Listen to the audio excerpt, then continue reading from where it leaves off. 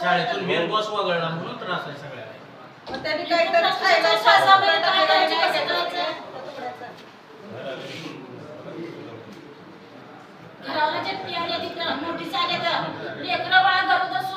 किंवा प्राथमिक आणि माध्यमिक आश्रमशाळा मंगरूळ या शाळेतील कर्मचाऱ्यांचं गेली ऑक्टोबर महिन्यापासून वेतन नाही.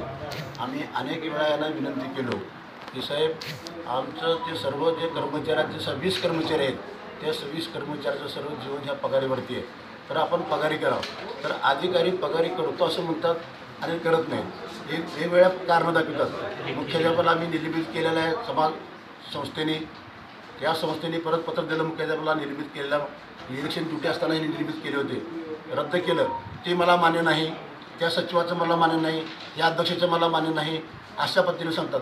आणि जे शाळेमध्ये कर्मचारी येत नाहीत ते कर्मचारी 24 तास इथं असतात ऑफिसला, तिथं पत्र देतात की आम्हाला तिथं पगार द्या म्हणून.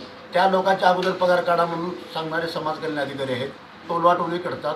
अशा पद्धतीने ना हा कर्मचाऱ्याला त्रास देण्याचं काम समाज कल्याण अधिकारी करत आहेत. गेल्या दिपाळीमध्ये देखील हीच परिस्थिती झाली. दिपाळी 8 दिवस असताना आम्ही यांना विनंती केलो. त्या देखील वेळेस 6 महिन्याची पगार बजेट होतं, पण जाणून बुनून अधिकाऱ्यांनी पगारी केलं नाही. हा अधिकाऱ्याचा उद्देश असा आहे की या शाळेतील कर्मचाऱ्याचं वाटोळं केल्याशिवाय यांचा आत्मा शांत होणार नाही असला हा कर्मचारी अधिकारी. आणि हा समाज कल्याण अधिकारी नावाज नेपाळला नाही आहे, अख्ख्या राज्यामध्ये गाजून गेला समाज कल्याण अधिकारी.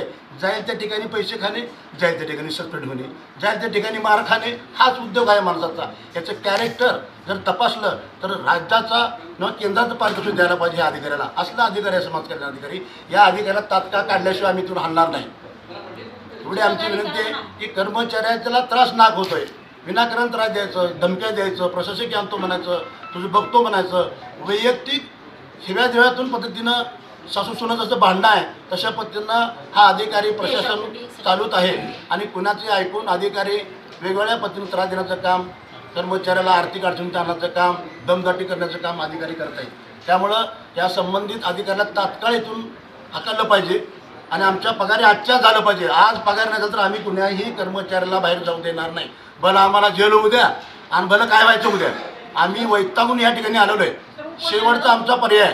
आज काय आंदोलन केलं आपण? आम्ही उपोषण करायला बसल्यानंतर तुमच्या आळसात पगार करू, काळजी करू नका म्हणले. तिथे लिहून दिलं की सचिवाचं पत्र आणा. आम्ही सचिवाचं पत्र आणलो तर ते मी चलत नाही म्हणून. आता माणूस म्हणावं का काय म्हणावं या अधिकाऱ्याला? चलत नाही म्हणजे चलतंय कुठलं ते तर सांगा म्हणावं. आज काय आंदोलन केलं? आम्ही त्यांना लेखी स्वरूपात आम्ही अनेक वेळा दिलो साहेब. त्यांनी गोड बोलून आम्हाला सांगितलं करतो करतो म्हणून, पण करत नाहीत. मग शेवटी आम्ही निर्णय घेतलाय, जाऊ द्या चला म्हणलं आपण काय होईल ते होऊ दे.